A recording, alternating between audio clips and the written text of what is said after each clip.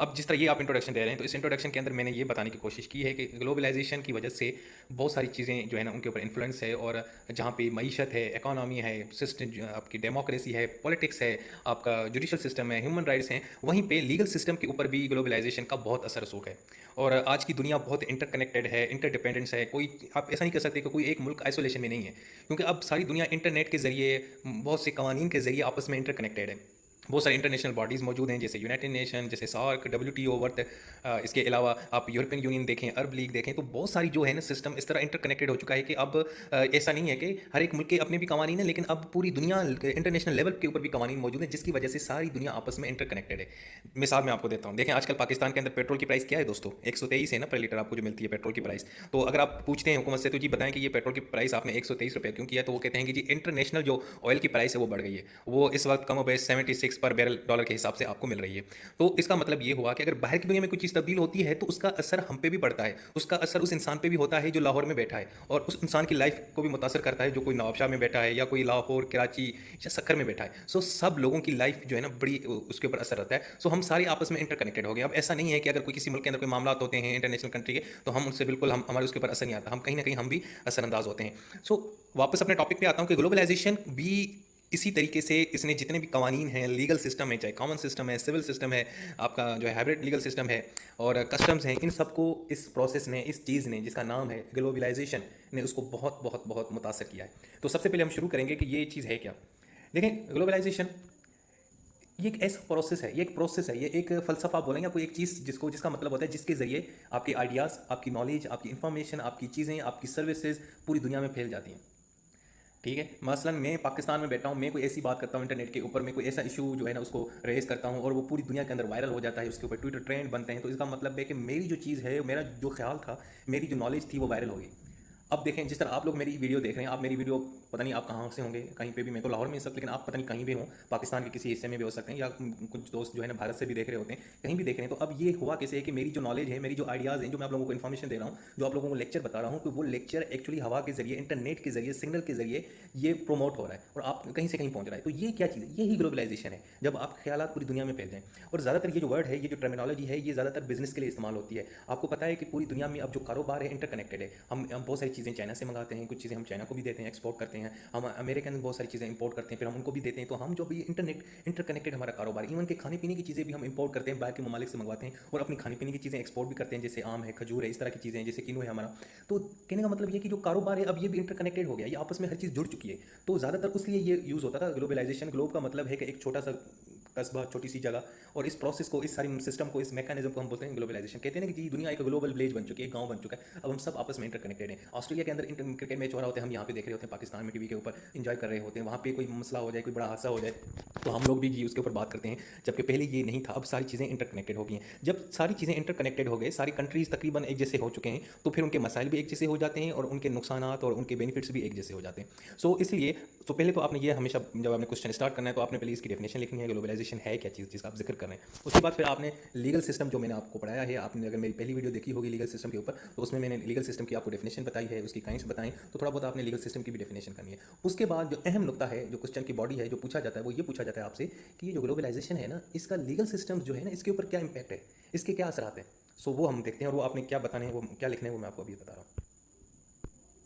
अच्छा जी, सबसे पहले अगर हम इम्पैक्ट देखते हैं इस ग्लोबलाइजेशन का जो प्रोसेस है, जिसके ज़रिए सारी दुनिया इंटरकनेक्टेड हो गई है, तो सबसे पहले ह्यूमन राइट्स। दोस्तों, पूरी दुनिया के अंदर अब ह्यूमन राइट्स के कानून बन चुके हैं। यूनाइटेड नेशन के कानून हैं ह्यूमन राइट्स के, इसके अलावा एमनेस्टी इदारा है, इसके अलावा और बहुत सारे इदारे NGOs खुल चुके हैं। अगर मिसाल के तौर पर किसी भी मुल्क में किसी भी इंसान की ह्यूमन राइट्स की वायलेशन होती है, तो पूरी दुनिया की जो इंटरनेशनल ऑर्गेनाइजेशंस हैं, वो जनाब प्रेस रिलीज़ करती हैं, और वो कंडेम करते हैं कि जी आप ये जुल्म क्यों कर रहे हो, आप ये क्यों कर रहे हो। जिस तरह आप देखा अफगानिस्तान में जो अब तालिबान की हुकूमत आई है, तो उन पर कोई एक इल्ज़ाम लगा रहे हैं मुश्किल जगहों पर, जी आप ये काम क्यों कर रहे हैं, आप ये औरतों को पढ़ने क्यों नहीं दे रहे, इस तरह के इल्ज़ाम उनके ऊपर लग रहे होते हैं। तो पूरी दुनिया की जो ह्यूमन राइट्स की ऑर्गेनाइजेशन है, वो आके बैठ जाती हैं, और जनाब प्रेस रिलीज़ करती हैं। तो हुआ ये है कि अब इंटरनेशनल कानून बन चुके हैं ह्यूमन राइट्स की। अगर कहीं पे भी दुनिया में किसी भी कंट्री के अंदर किसी भी ह्यूमन राइट्स की वायलेशन होती है, किसी के साथ जुल्म होता है, किसी को जो है ना बोलने नहीं दिया जाता, फ्रीडम ऑफ एक्सप्रेशन नहीं है, उसको मूवमेंट की नहीं है, उसको पढ़ने लिखने की कोई आज़ादी नहीं है, तो उसके ऊपर जो इंटरनेशनल ऑर्गेनाइजेशन हैं ह्यूमन राइट्स के, उन्होंने अपने कवानीन बनाए। और बाज़ औक़ात तो क्या करते हैं कि वो जिस कंट्री के अंदर ये होता है उसकी हुकूमत के ऊपर पाबंदियाँ भी लगाते हैं, और उसको ज़रा पाबंदी नहीं तो उसके ऊपर फाइन लगा देंगे, उसके साथ जो मामला हैं वो सख्त किए जाते हैं और उनके ऊपर इल्ज़ाम लगते हैं। तो इस तरह कहने का मतलब है कि अब पूरी दुनिया में कहीं भी किसी भी इंसान का जो ह्यूमन राइट्स है उसकी वायलेशन होती है तो पूरी इंटरनेशनल जो ऑर्गेनाइजेशन है, जो कवानीन है ह्यूमन राइट्स के, वो एक्टिव हो जाते हैं।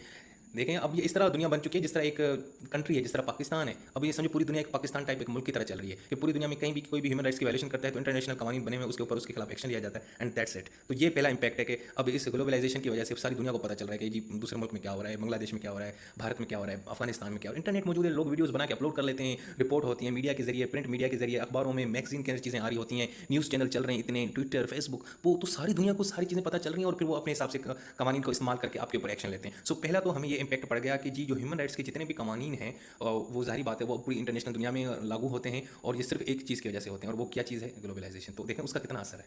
इसके अलावा देखें कमर्शियल और कॉन्ट्रैक्ट लॉ, अब देखें पूरी दुनिया के अंदर कारोबार हो रहा है। अब पाकिस्तान इंडिया के साथ, पाकिस्तान सॉरी जो है अमेरिका के साथ, चाइना के साथ, बड़े कंट्रीज़ के साथ कारोबार करता है, यूरोपियन कंट्रीज़ के साथ कारोबार करता है, लेन देन करते हैं। तो जब आप इतने बड़े पैमाने पे जब कारोबार करते हैं तो आपको तो पता है कवानीन होते हैं, रूल्स रेगुलेशंस होते हैं, कॉन्ट्रैक्ट बनते हैं, कमर्शियल लॉज हैं, उनको फॉलो किया जाता है। अब देखें वर्ल्ड ट्रेड ऑर्गेनाइजेशन है, उसने अपने कवानीन बनाए, उसने कहा अगर पूरी दुनिया में अगर आपने कारोबार करना है तो आपने इस कवानीन को फॉलो करके करना है। इसने सारी कंट्रीज़ को बता दिया और जो उसके मेंबर्स हैं उसके ऊपर अमल करते हैं। जिस तरह देखें ना पाकिस्तान के अंदर आप अगर किसी के साथ कारोबार करते हैं, कोई लेन देन करते हैं तो आप उसको डॉक्यूमेंट में लेके आते हैं, कॉन्ट्रैक्ट करते हैं, कोई चीज़ देते हैं। अगर आप इवन के रेंट पे कोई घर लेते हैं तो आप उसका किरायनामा बनवाते हैं। देखिए सारी चीज़ें आप कवानीन के तहत होती हैं, कारोबार भी कवानीन के तहत है। आप में से बहुत सारे दोस्त जो कारोबार करते हैं, दुकान का काम करते हैं या किसी का कोई शोरूम है, उनको सारी इन चीज़ों का पता है कि किस तरह कॉन्ट्रैक्ट लॉ और कमर्शियल लॉज काम करते हैं। सो अब ये हो गया कि दुनिया के अंदर जो भी कंट्रीज आपस में कारोबार करते हैं तो उसके हवाले से उन्होंने कमर्शियल और कॉन्ट्रैक्ट लॉज बनाए, क्योंकि अब दुनिया आपस में इंटरकनेक्टेड हो गई है। और ये किसकी वजह से हो गई है? हाँ जी, ग्लोबलाइजेशन की वजह से। इसके अलावा ये कंपटीशन लॉ, आप देखें दुनिया के अंदर कंपटीशन बहुत सारे कंट्रीज़ के अंदर, इवन कि जब 2008 में आपको पता है कि फाइनेंशियल क्राइसिस आ गई थी, पेट्रोल की प्राइस बहुत ऊपर चली गई थी और बड़ा मसाइल पड़ गए थे, बड़ी बड़ी जो स्टॉक मार्केट थी वो गिर गई थी और उनके जो शेयर्स थे वो बिल्कुल ख़त्म हो चुके थे, तबाह हो गए थे। तो उसके बाद से ना जो हमारी जो इंटरनेशनल जो इकोनॉमिक पॉलिसीज़ हैं वो तब्दील हुई, कंट्रीज़ के दरमियान कंपटीशन हुआ। कंट्रीज़ जितने बड़े बड़े कंट्रीज़ हैं जैसे चाइना है, अमेरिका है, फ्रांस है, रशिया है, जर्मनी है, जापान है, इन्होंने अपनी प्रोडक्शन के ऊपर काम किया और कंपटीशन बढ़ गया। तो फिर एक नई चीज़ बढ़ गई और ये सारी चीज़ क्यों हुई? ग्लोबलाइजेशन की वजह से, क्योंकि सारी दुनिया क्या है बेटा, आपस में इंटरकनेक्टेड है। इसके अलावा इंटेलेक्चुअल प्रॉपर्टी लॉ राइट्स, देखें ये ग्लोबलाइजेशन का सबसे अहम जुज़ है। कैसे अहम जुज़ है? आपको पता है एक ऑर्गेनाइजेशन है वर्ल्ड ट्रेड ऑर्गेनाइजेशन, उसने एक इदारा बनाया 1994 में जिसका नाम है the trade related aspects of intellectual property agreement. अब उसमें ये पाबंदी, उसमें कवानीन बनाए गए कि देखिए ना एक चीज़ पाकिस्तान में बन रही है, अब वो प्रॉपर्टी जो पाकिस्तान में चीज़ बन रही है, पाकिस्तान के बन के किसी और कंट्री में जाती है और वहाँ पे वो कंट्री क्या करे, उसको अपने नाम से इस्तेमाल करे या उसको कुछ इस तरह चेंज करके मतलब अपनी प्रोडक्ट बना के बेचे, तो इसको बोलते हैं कि यार ये तो अपने इंटेलेक्चुअल प्रॉपर्टी राइट्स हैं। जिस तरह देखें किसी और की किताब हो, किसी और का ख्याल हो, किसी और की तहरीर हो, उसको आप उठा के अपने नाम से जोड़ दें, तो ये तो आपने एक्चुअली इंटेलेक्चुअल चोरी की ना। आपने किसी का इंटेलेक्ट, किसी का जो ख्यालात हैं, किसी की जो विजडम है उसको चोरी किया है। हाँ, अगर आप उसका नाम लिखते हैं, उसका बताते हैं कि जी ये चीज़ मेरी नहीं है, इस बंदे ने लिखी है, इसकी चीज़ है, तो वो तो फिर ठीक है। तो अब क्या हुआ, उन्होंने इतने कवानीन सख्त किए हैं कि कोई भी चीज़, कोई भी प्रॉपर्टी या कोई भी प्रोडक्ट जो बाहर की दुनिया में कारोबार में इस्तेमाल होती है, ऐसे तो नहीं कोई बंदा उठा के जो है अपनी प्रोडक्ट कह के उसको बेचना शुरू कर दे, तो उसके ऊपर ये इंटेलेक्चुअल प्रॉपर्टी राइट से लगते हैं। और अब इंटरनेशनल दुनिया में बड़ी बड़ी मार्केट्स हैं, बड़ी मार्केट्स हैं, बड़ी बड़ी चीज़ें एक दूसरे मुल्क में मूव हो रही होती हैं, हज़ारों और लाखों की तादादों में डेली की चीज़ें इधर उधर जाती हैं, तो उसके ऊपर ये सख्त कवानीन बनाए गए हैं कि जी मेक श्योर किया जाए कि ये चीज़ किस मुल्क की है और ये किसकी प्रोडक्ट है। सो इस हवाले से फिर वर्ल्ड ट्रेड ऑर्गेनाइजेशन ने ये रूल्स बनाए और बड़े कंट्रीज़ को इसको कहा कि जी इस एग्रीमेंट के ऊपर आप इसको काम करें, ताकि जो है ना जो चीज़ जिसका जो हक देखे ना, एक चीज़ बन रही है पाकिस्तान की और ऊपर मार्केट में जाकर किसी और के नाम से बेची जाए और मुल्क बेचे। मैं मिसाल दे रहा हूँ, तो नुकसान तो हमारा ही होगा ना कि जी हम मेहनत कर रहे हैं, हम बना रहे हैं, नाम कोई और ले रहा है, क्रेडिट और ले रहा है, कैश कोई और ले रहा है, तो इस तरह। सो इसलिए ग्लोबलाइजेशन की वजह से जो चीज़ें मार्केट में आ रही है, इंटरनेशनल मार्केट की बात कर रहा हूँ, तो पता नहीं लग रहा कि ये किसकी है। अब जिस तरह आप देखें, आपके किसी शॉप के ऊपर जाएँ, वहाँ पे ऑयल के डब्बे पड़े हुए हैं, लेकिन उनके ऊपर नाम ना लिखा हो कि ये किस कंपनी का है, और सब जो है ना एक बंदा चोरी करके सबके ऊपर अपना नाम लगा दे कि जी ये मैंने बेचे, तो ये चोरी हुई ना। तो इस चोरी को इंटरनेशनल मार्केट के अंदर रोकने के लिए भी जो है ना एक प्रॉपर्टी राइट्स हैं, इंटेलेक्चुअल प्रॉपर्टी राइट्स, वो उन्होंने इंट्रोड्यूस कराए हैं। और ये क्यों कराएं? ग्लोबलाइजेशन की वजह से, क्योंकि ग्लोबलाइजेशन बढ़ चुकी है, चीज़ें इंटरकनेक्टेड हो गई हैं। असल चीज़ क्या है, कहाँ से आई है, किसकी मिल्कियत है, किसने बनाई है, ये जानना बहुत ज़रूरी है। इसके अलावा बेटा साइबर क्राइम्स, आपको पता है, आप जितने भी स्टूडेंट्स हैं, बच्चे हैं जो इस वक्त वीडियो देख रहे हैं, आप लोगों को पता है कि कोई बंदा रशिया में बैठ के पाकिस्तान की किसी वेबसाइट्स को हैक कर सकता है, कोई पाकिस्तानी बंदा बैठ के दुनिया में किसी भी वेबसाइट के ऊपर हैक कर सकता है, किसी के अकाउंट से पैसे चोरी कर सकता है। बहुत सारे स्कैम होते हैं कि जी इसको क्लिक करें तो आपको $1 में ये मिलेगा, वो मिलेगा। तो इस तरह के बड़े आजकल आपको स्कैम चल रहे होते हैं, साइबर हमले होते हैं, आपकी प्रोडक्ट चोरी की जाती है। अब आपको रिसेंटली एग्जाम्पल देता हूँ कि कुछ दिन पहले FBI की जो वेबसाइट है उसके ऊपर तकरीबन कहा जाता है 1 साल के अंदर 1000 मरतबा जो है ना साइबर अटैक्स में बहुत सारे लोगों ने उसको मतलब हैक करने की कोशिश की है। उसका डाटा आपके भी बहुत सारे दोस्त होंगे जिनके फेसबुक का किसी ने अकाउंट चुराया हो, किसी ने ट्विटर अकाउंट चुराया हो, किसी का इंस्टाग्राम किसी ने हैक किया हो। तो ये इस तरह के साइबर जो है ना क्राइम्स होते हैं, फ्रॉड किया जाता है, पैसे लूटे जाते हैं, आपके बैंक से पैसे निकलवा दिए जाते हैं, आपको गलत नंबर दिया जाता है, उसको क्लिक करने से आपकी जो सारी इन्फॉर्मेशन है उसके पास चली जाती है और फिर आपको ब्लैकमेलिंग करते हैं। क्योंकि देखिए अब आजकल हर चीज़ आपकी मोबाइल के अंदर मौजूद है, आपकी एनआईसी, आपका नाम, आपका ईमेल, आपकी घर की एड्रेस, इवन कि आपकी जो बैंक अकाउंट नंबर है वो भी मोबाइल के अंदर मौजूद है। तो कोई भी बंदा इसके ऊपर अपने सॉफ्टवेयर की वजह से और टेक्नोलॉजी को इस्तेमाल करके इसको चोरी कर सकता है। इसके अलावा देखें बाहर की दुनिया में आजकल जो टेररिज्म है वो ऑनलाइन होता है। आप मतलब किसी और देश में बैठे हैं और आपका जो पैसा किसी और मुल्क में किसी और उसके पैसे वजह से किसी और बंदा जो है ना उससे जो है ना वो वेपन्स खरीद करता है, इसलिए मनी लॉन्ड्रिंग का काम होता है, ह्यूमन ट्रैफिकिंग, आर्म्स ट्रैफिकिंग। सो ये सारी दुनिया इतनी इंटरकनेक्टेड हो गई है, मनी लॉन्ड्रिंग हो रही है, चीज़ें इधर से उधर जा रही होती हैं। जो चीज़ें आपको अच्छी लग रही होती हैं कि यार ये तो बड़ा साफ सुथरा कारोबार, उसके पीछे बड़े बड़े जो है ना गैंगस्टर बैठे होते हैं और पैसा कहाँ से कहाँ मूव हो रहा है। सो साइबर क्राइम बड़ा यानी कि एक बढ़ चुका है ग्लोबलाइजेशन की वजह से, क्योंकि जब दुनिया इंटरकनेक्टेड होगी, जब चीज़ें कनेक्टेड होती हैं तो फिर उनका खराब होने का खर्चा भी बहुत ज़्यादा होता है। और ये सब कुछ क्यों हो रहा है? ग्लोबलाइजेशन की वजह से। ये भी एक उसका इम्पैक्ट है। तो ये तो मैंने आपको इम्पैक्ट बता दिया। तो अब ग्लोबलाइजेशन की वजह से अब जब ये एक कॉन्सेप्ट, ये एक चीज़ बढ़ चुकी है, ये एक प्रोसेस इंट्रोड्यूस हो चुका है, अब हम सब आपस में इंटरकनेक्टेड हैं। मेरी वीडियो इस वक्त पूरी दुनिया में कोई भी कहीं भी बैठ के जिसके पास इंटरनेट है और यूट्यूब है वो देख सकता है। तो फिर कुछ कवानीन बनाए गए इंटरनेशनल। सबसे पहले यूनिवर्सल जुरिस्डिक्शन के नाम से एक कॉन्सेप्ट इंट्रोड्यूस कराया गया। उसमें ये कहा गया कि जी दुनिया के किसी भी कोने में अगर कोई बड़ा कोई खतरनाक किस्म का क्राइम होता है, ठीक है, तो वो इंसानियत के खिलाफ, क्राइम अगेंस्ट ह्यूमनिटी, तो उसके खिलाफ एक्शन लिया जाएगा, चाहे वो कोई भी हो, किसी मुल्क का भी हो। लेकिन फिर बाद में बड़े बड़े कंट्री जैसे यूनाइटेड स्टेट्स, इसराइल, चाइना, इन्होंने एतराज़ किया भाई ये क्या है यार, एक मुल्क की अपनी प्राइवेसी भी तो होती है ना। हम ठीक है मानते हैं अब इंटरकनेक्टेड हो गए ग्लोबलाइजेशन की वजह से, सब हम एक जैसे हो गए, लेकिन फिर भी यार हर एक कंट्री की अपनी प्राइवेसी होती है, अपने रूल्स और रेगुलेशन, अपना अपना कल्चर होता है, हम अपनी आइडेंटिटी को क्यों मिक्स करें। बहरहाल एतराज़ात उठाए और उसके बाद जनाब 2002 में इंटरनेशनल क्रिमिनल कोर्ट बनाया गया।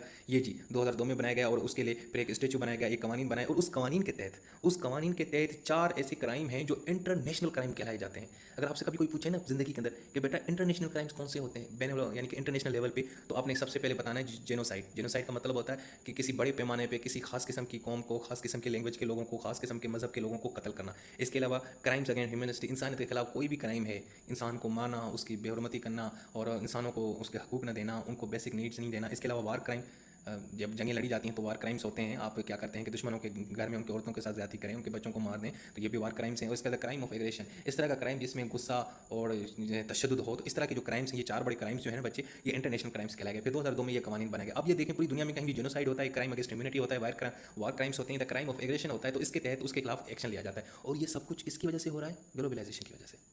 इसके अलावा इंटरनेशनल कमीशन ऑफ ज्यूरिस्ट है, ये भी एक इदारा है जिसमें दुनिया के बड़े बड़े 60 किस्म के ज्यूरिस्ट हैं जो कानून के माहिर हैं। इसमें जजेस भी होते हैं, अटॉर्नी भी होते हैं, इसके अलावा बड़े बड़े दानिश्वर होते हैं, स्कॉलर्स होते हैं, और ये बहुत सारी चीज़ों के ऊपर बात करते हैं, कवानीन की बात करते हैं। जो देखिए ना वक्त के साथ नए नए क्राइम्स डेवलप होते हैं, तो नए नए मसाइल जुड़ते हैं, नई नई टेक्नोलॉजी आ रही है, तो नए नए कवानीन की जरूरत पड़ती है। तो उसके लिए एक इदारा मौजूद है जिसका काम सिर्फ इन नए कवानीन को डेवलप करना होता है।